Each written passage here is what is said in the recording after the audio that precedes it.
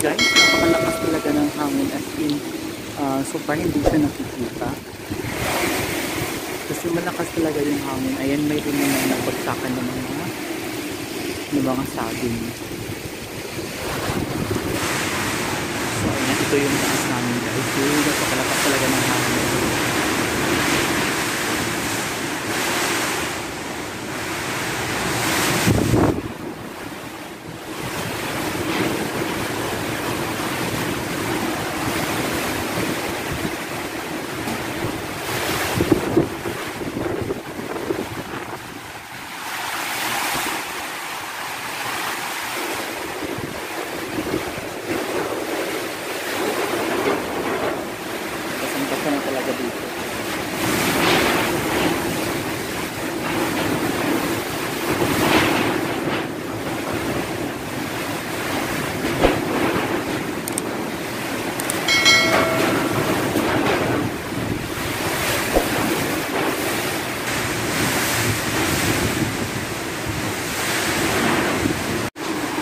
So guys, dahil malakas yung hangin, napakalakas talaga ng hangin doon sa taas. So, lumipat lang ako dito sa baba. Ayan.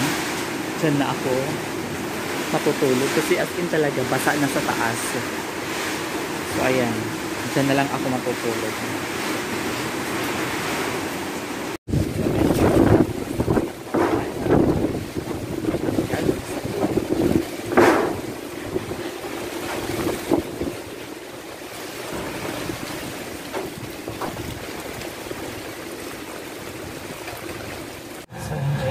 Napakalakas talaga ng hangin dito ngayon sa amin. So, yung location namin ay dito sa pinapunta dito sa summer. Kanina nandun ako sa school at around 8:30 nandun pa ako sa school. Then, pinilit ko na nakauwi dahil kasi talaga lumalakas na yung hangin. So, ngayon, malakas din talaga at medyo nakakatakot.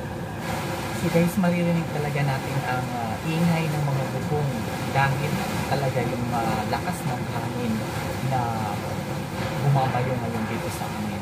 So actually kanina pang mga 6 PM ay nag-brown out na siya. So ngayon nakikita natin guys na napakadilim talaga. Ako ngayon ay nasa 30% na lang yung battery ko at inire-reserve ko para bukas para makita natin ang after kung ano ang nangyari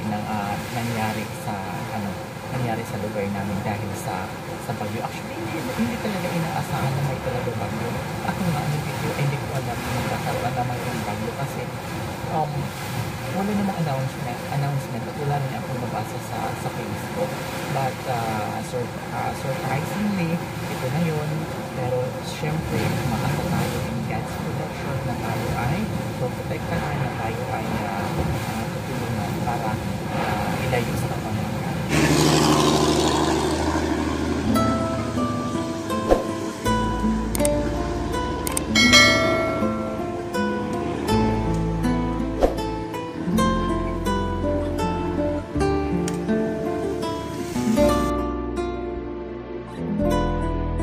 Iroy nga na matang ispagpuyan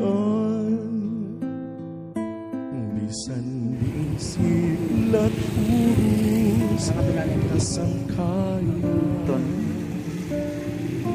paani-aning pitngagin kalipayan ni Rana naitatay pati kabuktuan.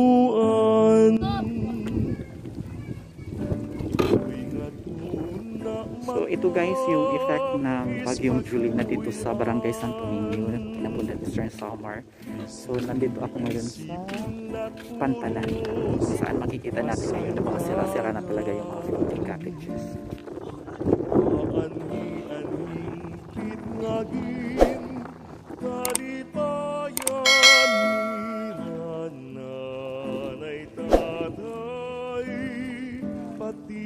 Kabukuan lugaring kay Hiblon sa dughan bation inin Pilipinas Pilipinas, dayuday uripon ay tunang ako natauhan, daw anhing naging kalipayan.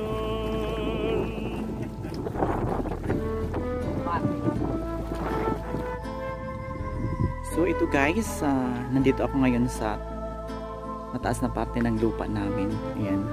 So makikita natin na nagtumbahan talaga yung mga saging. Ayan. So ito yung effect ni Bagyong Julina.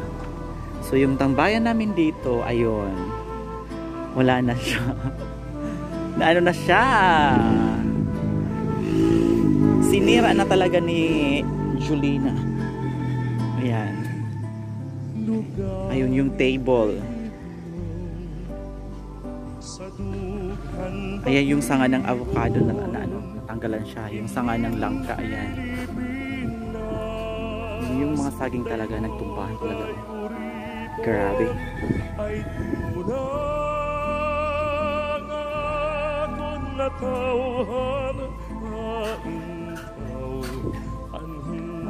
Oh my gosh, yung mangga. Yung mangga.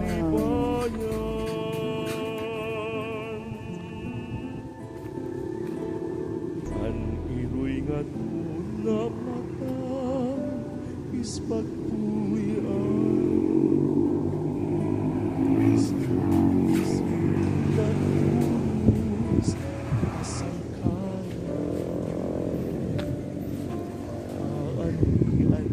Yung mangga, yung natira ni ayun, tudas na ni Julina. Sayang talaga yung mangga. Ayun, wala na talaga. Yung mga pananim dito na talong, mabuti na lang hindi nabagsakan ng ng mga sanga. So it's time to clean na. Kalipayan ni nanay tatay, pati kabuktuan. Lugarin kay iblong sa dughan bation, inin Pilipinas, dayuday uripon ay tunang ako natauhan, daw anhing naging kalipayan.